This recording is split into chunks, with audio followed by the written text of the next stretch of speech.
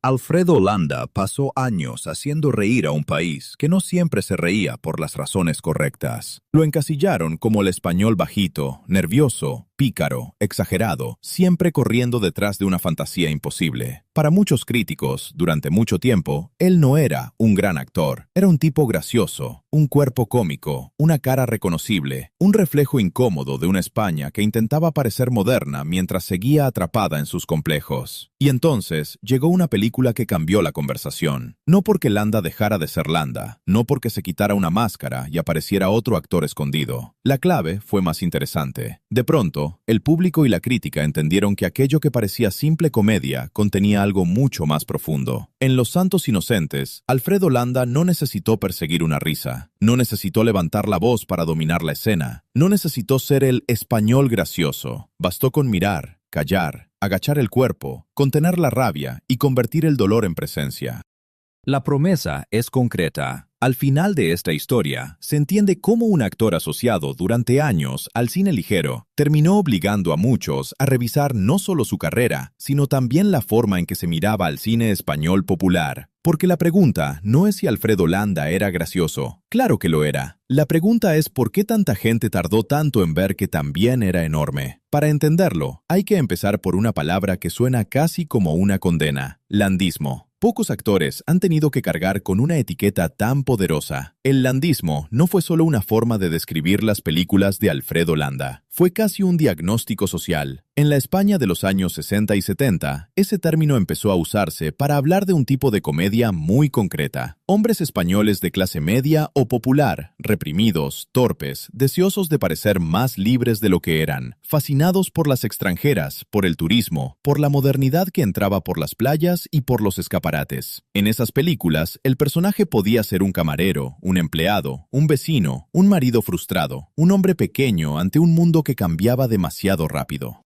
Y Landa, con su energía física, su dicción acelerada y su capacidad para parecer ridículo sin perder humanidad, encajó de una manera casi perfecta. Pero ahí estaba la trampa. Cuando un actor encaja demasiado bien en un tipo de personaje, la industria empieza a confundir eficacia con limitación. Si hace reír, que siga haciendo reír.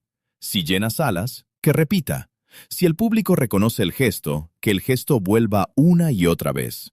Alfredo Landa nació en Pamplona en 1933 y desarrolló su carrera en teatro, televisión y cine antes de convertirse en una de las caras más populares de España. Su ascenso no se produjo en un cine de prestigio silencioso, sino en un cine comercial, rápido, lleno de fórmulas, donde los actores trabajaban mucho, rodaban mucho y a menudo no tenían tiempo de construir una leyenda elegante alrededor de sí mismos. Ese detalle importa, porque hay actores a los que la crítica descubre en películas solemnes, con planos largos y silencios respetables, y hay otros que llegan desde la taquilla, desde la repetición, desde el póster de barrio, desde la sesión de tarde. A los segundos se les exige demostrar el doble. La popularidad se convierte en sospecha. La risa se convierte en una marca difícil de borrar. Landa fue uno de esos casos. Durante años, su imagen pública quedó pegada a una España que muchos querían dejar atrás. La España del deseo reprimido, del macho inseguro, del hombre que mira hacia afuera y se siente inferior, del empleado que sueña con escapar de una vida gris sin tener las herramientas para hacerlo. En sus comedias, esa figura podía parecer solo un chiste, pero vista con distancia, también era un documento. Esa es una de las razones por las que su historia resulta tan curiosa, porque el landismo fue ridiculizado, imitado y utilizado como etiqueta despectiva, pero también captó algo real. No era simplemente un invento de guionistas buscando risas fáciles. Era una caricatura, sí, pero una caricatura suele funcionar cuando toca un nervio verdadero. En ese punto aparece la tensión central de Alfredo Landa. Cuanto mejor representaba ese nervio, más lo reducían a él. No era el único actor de comedia de su generación, tampoco fue el único en trabajar dentro de fórmulas comerciales.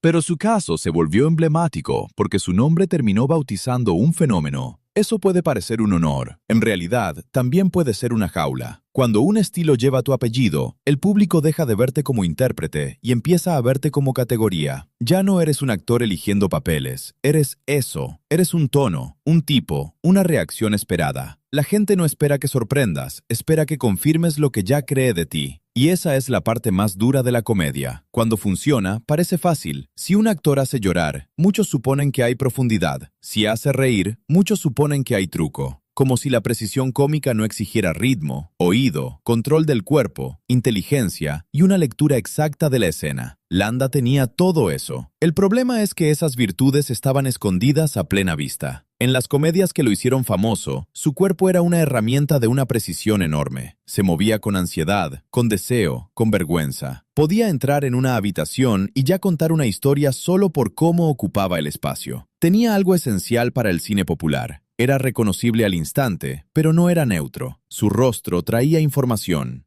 Su manera de reaccionar construía mundo. Sin embargo, la crítica más severa veía otra cosa. Veía repetición, veía producto, veía un cine de consumo rápido. Y en parte, había razones para esa lectura. Muchas de aquellas películas respondían a esquemas comerciales y a códigos de su época que hoy pueden verse envejecidos, incómodos o directamente pobres. No hace falta defender cada título para entender el fenómeno. Lo importante es observar qué hizo Landa dentro de ese marco. Porque un actor no siempre elige el marco histórico en el que trabaja. A veces lo habita, a veces lo explota. A veces lo supera sin que nadie se dé cuenta hasta mucho después. Y Landa, durante años, parecía condenado a esa mezcla de éxito y desprecio. El público lo reconocía, los productores lo querían, las películas funcionaban, pero el prestigio iba por otro carril. Ese carril empezó a cambiar con papeles que mostraban una ambición distinta. Antes de Los Santos Inocentes, Landa ya había dejado señales de que no era solo el personaje del landismo. Su trabajo en películas como El Crack, dirigida por José Luis García, suele recordarse como una prueba importante de esa transición. Allí aparecía un Landa más seco, más contenido, dentro de una atmósfera de cine negro, lejos del desmadre cómico que muchos asociaban a su nombre.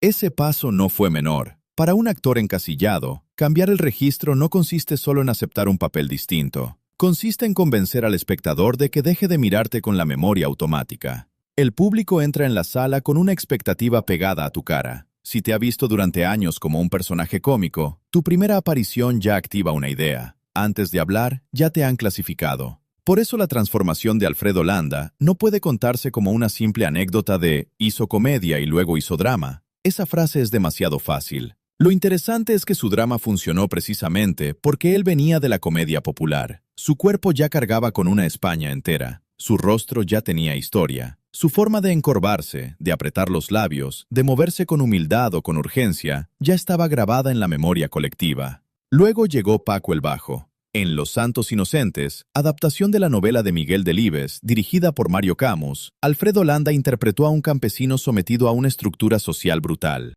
La película se estrenó en 1984 y se convirtió en una de las obras fundamentales del cine español de aquella década. En el Festival de Cannes, Landa compartió el premio al mejor actor con Francisco Rabal, según consta en los registros del festival. Ese reconocimiento internacional fue decisivo, no porque un premio convierta mágicamente a alguien en buen actor, sino porque obligó a mirar de nuevo. Y lo que se vio fue incómodo. Porque Paco el Bajo no era un personaje diseñado para el lucimiento fácil, no era un héroe de discursos, no era un mártir construido con música alta. Era un hombre acostumbrado a obedecer, a inclinarse, a leer el ánimo del amo, a sobrevivir dentro de un sistema que le niega dignidad mientras le exige gratitud. Landa lo interpretó con una economía que sorprendió a quienes solo esperaban de él nervio cómico. Su actuación parece sencilla porque no subraya. Ese es el peligro de los grandes trabajos contenidos. Se confunden con naturalidad, pero si uno observa con cuidado, hay una construcción precisa. El cuerpo de Paco no se mueve libremente, está entrenado por años de dependencia. La mirada no se posa igual en la familia que en los señores. La voz no tiene el mismo peso cuando habla hacia abajo que cuando habla hacia arriba. Hay una inteligencia física en esa sumisión, y ahí ocurre algo fascinante. El mismo actor al que se había asociado con el español cómico, ansioso y ridículo, se convierte en la imagen de otra España, la España rural, pobre, humillada, invisible. Ya no se ríe del complejo nacional, lo encarna desde una herida. La ruptura fue tan fuerte porque no parecía una ruptura artificial. No era Landa intentando demostrar, mirad, también sé sufrir. Era Landa usando lo que siempre había tenido: observación, ritmo, cuerpo. oído para el habla popular, capacidad para hacer que un personaje parezca existir antes y después de la escena. Eso es lo que muchos habían pasado por alto. La comedia le había dado armas dramáticas. Lo había entrenado en la reacción exacta, en la escucha, en la vergüenza, en el desequilibrio,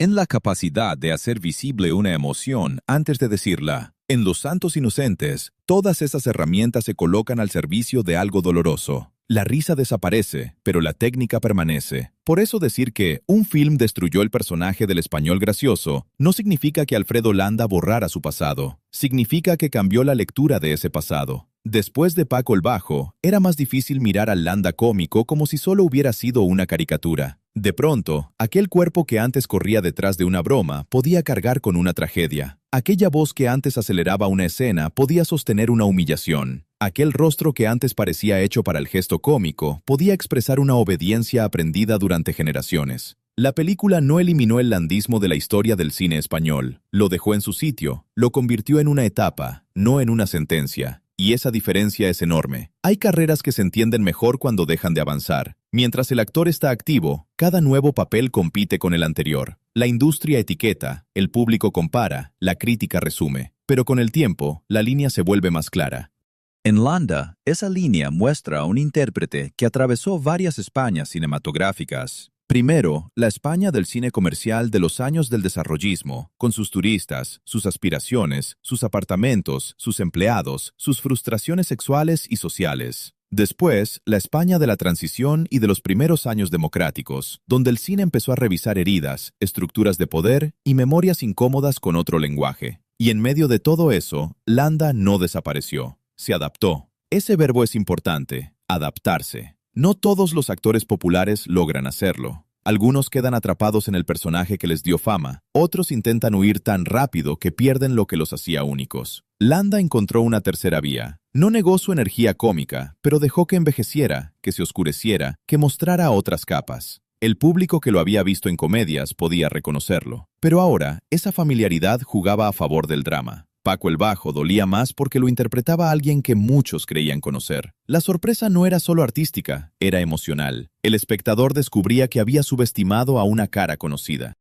Eso también explica la fuerza del reconocimiento en Cannes. España llevaba años intentando explicar su cine fuera de sus fronteras. Había autores, movimientos, películas importantes, por supuesto, pero Los Santos Inocentes ofrecía una combinación poderosa. Una historia local y brutal, una dirección sobria, una adaptación literaria de peso y actores capaces de convertir un conflicto social en carne. Landa y Raval representaban dos fuerzas distintas dentro de la película, y el premio compartido tiene sentido desde esa lectura. Raval tenía una presencia más asociada al prestigio dramático, a una masculinidad grave, a una carrera reconocida. Landa, en cambio, llegaba con la sombra de la comedia popular. Que ambos fueran premiados juntos produjo un efecto simbólico. Colocó a Landa en una conversación de la que algunos lo habían excluido. No hace falta exagerar y decir que un solo premio cambió todo el cine español. Sería demasiado simple. Pero sí puede decirse que ese momento ayudó a desmontar un prejuicio. El prejuicio de que el actor popular no podía ser profundo. El prejuicio de que la comedia comercial era un territorio menor sin grandes intérpretes. El prejuicio de que Alfredo Landa era solo el nombre de un tipo de chiste. A partir de ahí, su carrera quedó abierta a otra consideración. Vinieron más reconocimientos y papeles de prestigio, y con el tiempo recibió premios importantes dentro del cine español. También se le concedió el Goya de Honor años después, como reconocimiento a su trayectoria. Pero lo esencial ya había sucedido. La mirada había cambiado. Y cuando cambia la mirada, cambia la historia. Porque el caso de Landa obliga a revisar una pregunta incómoda. ¿Cuántos actores han sido subestimados porque trabajaron en géneros populares? El cine español, como muchos otros cines nacionales, ha tenido una relación difícil con su propia comedia. La consume, la cita, la recuerda con cariño, pero a menudo la trata como algo menor. Se valora la tragedia porque parece seria. Se valora el silencio porque parece profundo. Se valora la oscuridad porque parece adulta. Pero hacer reír a varias generaciones también es una forma de precisión cultural. La comedia revela lo que una sociedad intenta esconder, sus deseos, sus miedos, sus torpezas, sus contradicciones. En el caso del landismo, revelaba a un hombre español que quería ser moderno, sin haber dejado de ser antiguo. Un hombre que soñaba con libertad mientras seguía atrapado en normas rígidas. Un hombre que se creía conquistador y en realidad estaba lleno de inseguridad. Esa figura puede resultar incómoda hoy y debe mirarse con distancia crítica, pero también sirve como archivo. No un archivo elegante, sino uno ruidoso, exagerado, lleno de tics. Alfredo Landa fue el rostro principal de ese archivo, y eso lo convirtió en algo más que un cómico. Lo convirtió en un intérprete de una mentalidad colectiva. La grandeza de Los Santos Inocentes consiste en que reveló esa capacidad sin necesidad de explicarla. La película no dice, miren, este actor era mejor de lo que pensaban. Simplemente lo pone en un mundo donde cada gesto importa. Y Landa responde con una verdad que desarma.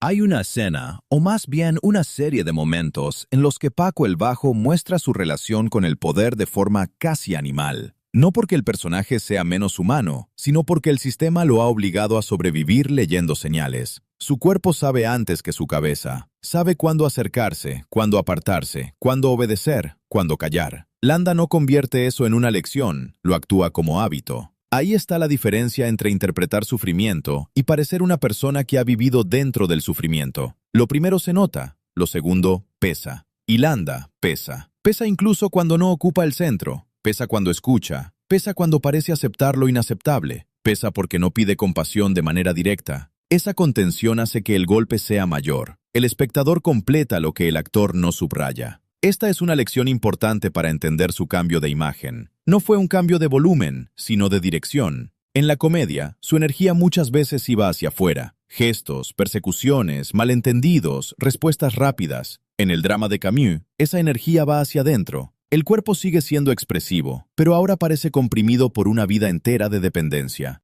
El actor no se vuelve otro, se concentra, y tal vez por eso el resultado fue tan convincente. Cuando un intérprete intenta abandonar su imagen pública, a veces sobreactúa la transformación. Quiere demostrar seriedad a toda costa. Landa no necesitó hacer eso. La seriedad ya estaba en la materia del personaje y en el control de su interpretación. Lo que había sido nervio cómico se transformó en tensión social. Lo que había sido torpeza se transformó en sometimiento. Lo que había sido caricatura se transformó en tragedia. La consecuencia fue doble. Para Landa, significó una legitimación crítica que muchos consideran tardía. Para el cine español, significó una demostración de que sus actores populares podían sostener películas de enorme densidad. No eran solo figuras de taquilla, eran depósitos de memoria. Ese punto se olvida con facilidad. Las industrias audiovisuales suelen separar de forma artificial lo popular y lo prestigioso, pero los espectadores no viven así.